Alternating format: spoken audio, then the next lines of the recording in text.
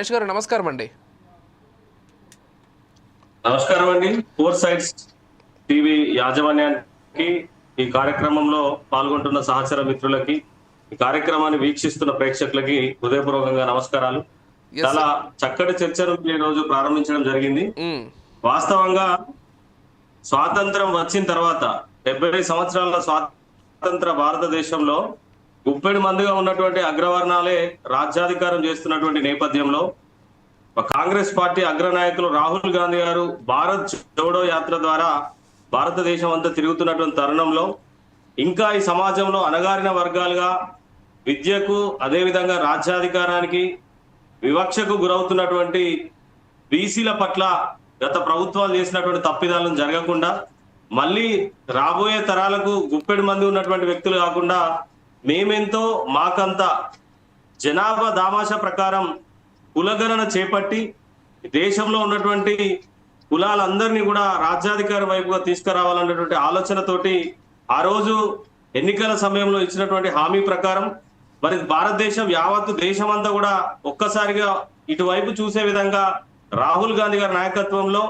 ముఖ్యమంత్రి వర్యులు రేవంత్ రెడ్డి గారు, మేనిఫెస్టో చైర్మన్ గా అప్పుడు ఉన్నటువంటి ఐటీ శాఖ మంత్రులు శ్రీధర్ బాబు గారు, ఉప ముఖ్యమంత్రి బట్టి విక్రమార్క గారు, సబ్ కమిటీ చైర్మన్ గా ఉన్న ఉత్తమ్ కుమార్ రెడ్డి గారు అందరూ కూడా ఈ రాష్ట్రంలో ఉన్నటువంటి బీసీల కులగణన చేపట్టి మరి దేశం ముందు మన గర్భగుడైనటువంటి చట్టసభ అయినటువంటి అసెంబ్లీ ముందు పెట్టినటువంటి నేపథ్యంలో కొంతమంది రాజకీయ పార్టీల నాయకులు ఏ రోజు బీసీల పట్ల పట్టించుకున్నటువంటి వ్యక్తులు చేసినటువంటి ఆరోపణలను కూడా సద్విమర్శగా చేపట్టి మళ్ళీ ఎవరైతే కులగణనలో పాల్గొనలేదో వారు మళ్ళీ పాల్గొనేటువంటి అవకాశాన్ని ఇవ్వడం జరిగింది.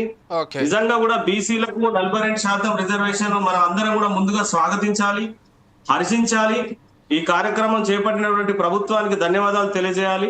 తర్వాత మీరు అన్నటువంటి బీసీఏకు సంబంధించినటువంటి బీసీఏలో ఉన్నటువంటి కులాలకు ఏదైతే ఉన్నదో వాళ్ళకి అన్యాయం జరుగుతున్నటువంటి విషయాన్ని నేను పూర్తిగా వ్యతిరేకిస్తా ఉన్నాను.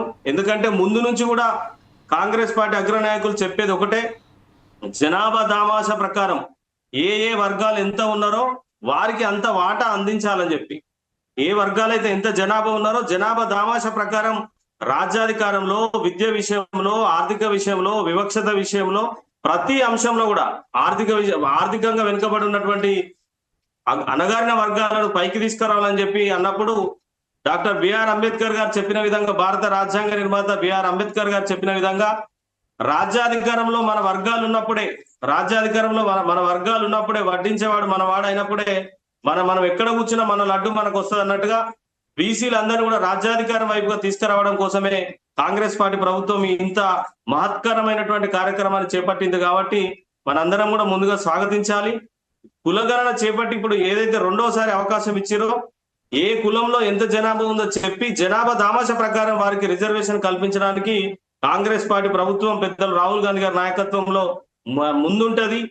దానికి ప్రత్యేక ఉదాహరణ కొన్ని సంవత్సరాలుగా, కొన్ని ఏళ్లుగా ఉన్నటువంటి మన ఎస్సీ వర్గీకరణ విషయంలో ఏ విధంగా నిర్ణయం తీసుకున్నదో మనం చూసినాం. కాబట్టి బీసీలకు కూడా మరి గుప్పెడుగా అంటే భారతదేశంలో అత్యధికంగా 56 నుంచి 60% ఉన్నటువంటి బీసీలకు తప్పకుండా న్యాయం చేయడంలో ఏబిసిడి వర్గీకరణ అంటే ఎస్సీ విషయంలోనే, ఎస్సీల విషయంలో ఏబిసిడి వర్గీకరణకు ఏ విధంగా అయితే ముందుకు వచ్చిందో ఈ చట్టం వచ్చేటువంటి తరుణంలో రాబోయే రోజుల్లో తప్పకుండా బీసీఏలకు కూడా న్యాయం చేయడంలో ఎట్టి పరిస్థితులు కూడా వెనుకబోరు.